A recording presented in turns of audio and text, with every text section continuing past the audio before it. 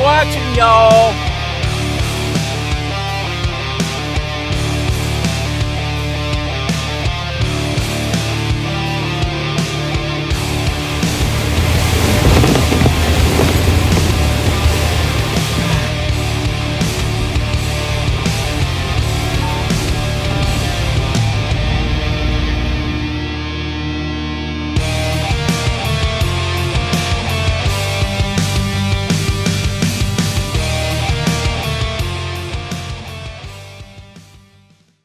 What's up, YouTube?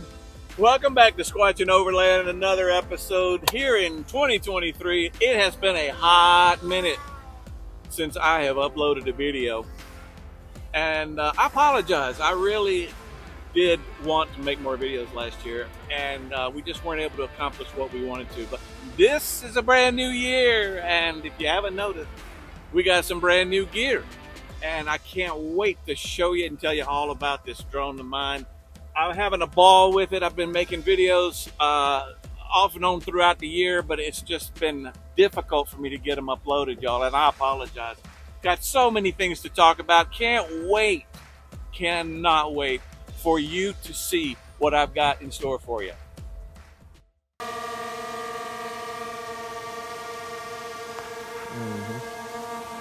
Now, I got the beacon. It doesn't know, because I haven't moved yet, where to be. Right. So right now the beacon is saying to be in the back. So if I start walking, it's just going to follow me.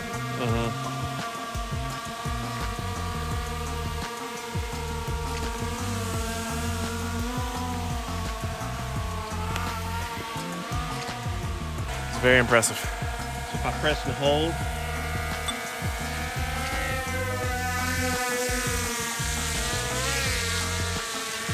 let go.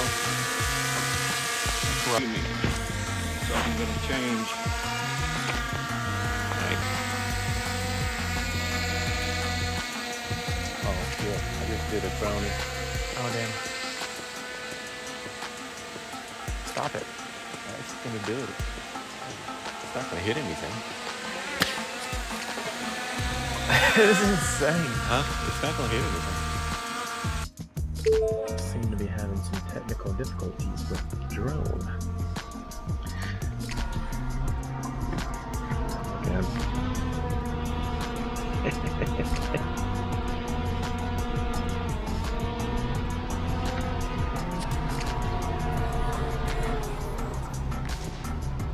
Skills. Upset.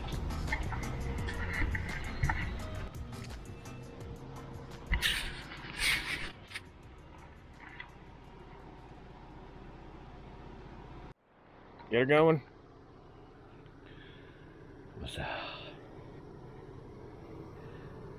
Joining the SKYDIO network. Okay. Oh, you're too close. It won't start? There you go. 3, 2.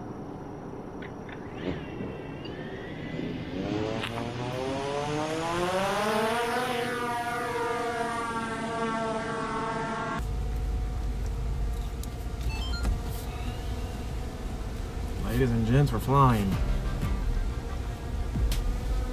That thing go.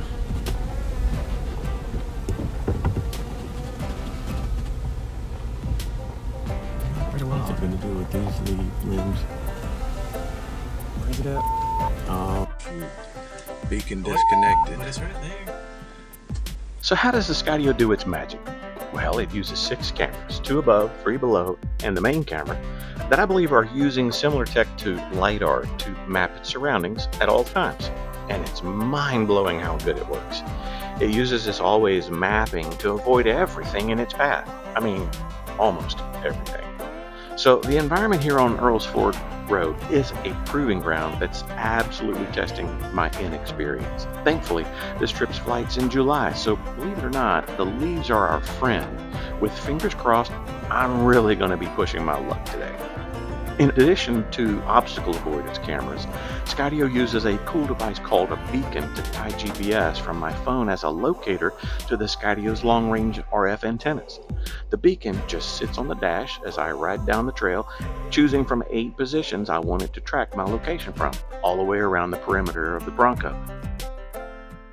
By removing its height location, it'll even fly below 8 feet, and this is critical when using Skydio on a trail like this where low-hanging limbs are the norm. It'll even navigate over and under trees, flying across the trail. So you're getting a behind-the-scenes look at both the inspiring and sometimes frustrating results of my experience negotiating Skydio's flight behavior in Appalachia for the first time. Do you have to hit select or something when you do that, or no? You should just automatically do it.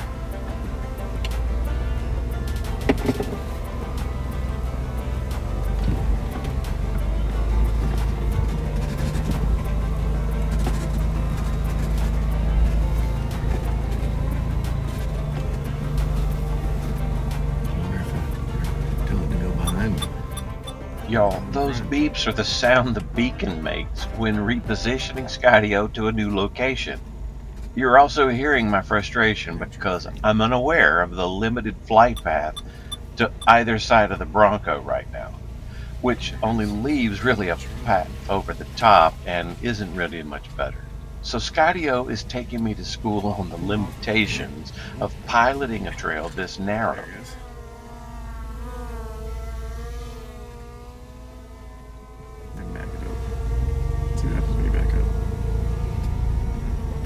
I think it was trying to get in front.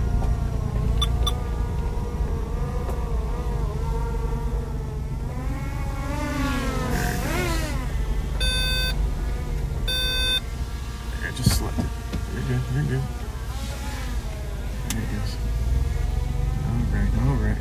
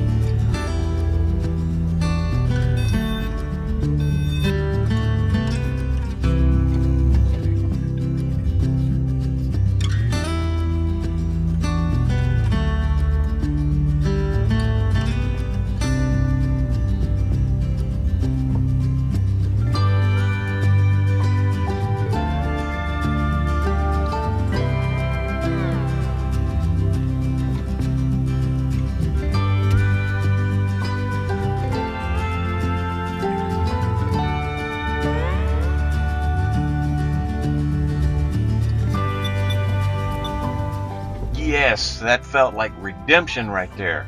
Starting to get the hang of this beacon, and I was using the plus-minus button to draw the drone in on a closer to me type proximity, and it actually did it. I was so surprised that it came out of the canopy without me having to manually control it.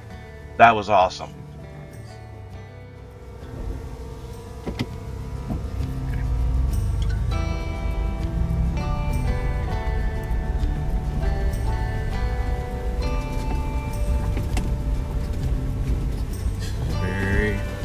Tricky elevation right here. Yeah. It's pretty sketch. Well, I want it to be in front of me.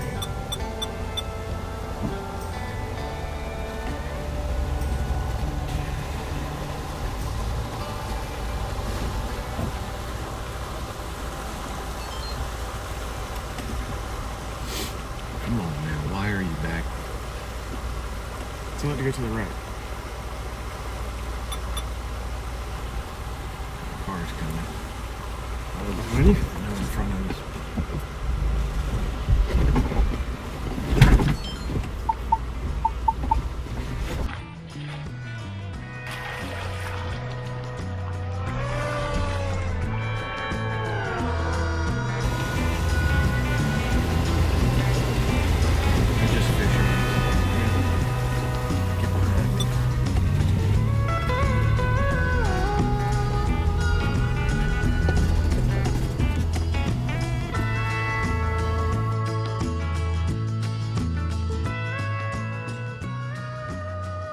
So far, Appalachia's been a pretty good proving ground for SKYDIO2 Plus.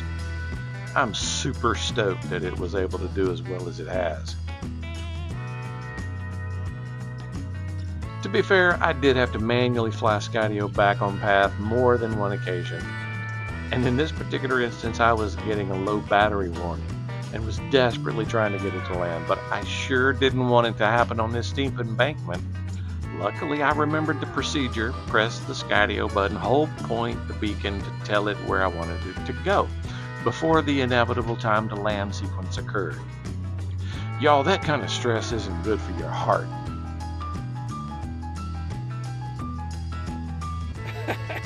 Well, as you can tell, Chris and I had a really good time up on Sarah's Creek last year learning how to use the SKYDIO2 Plus for the very first time.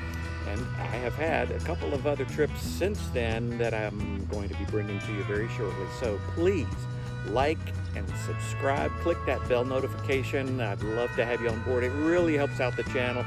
And I promise you there's more content coming. We're having a ball out there making it. So until the next time, I've gone Squatchin.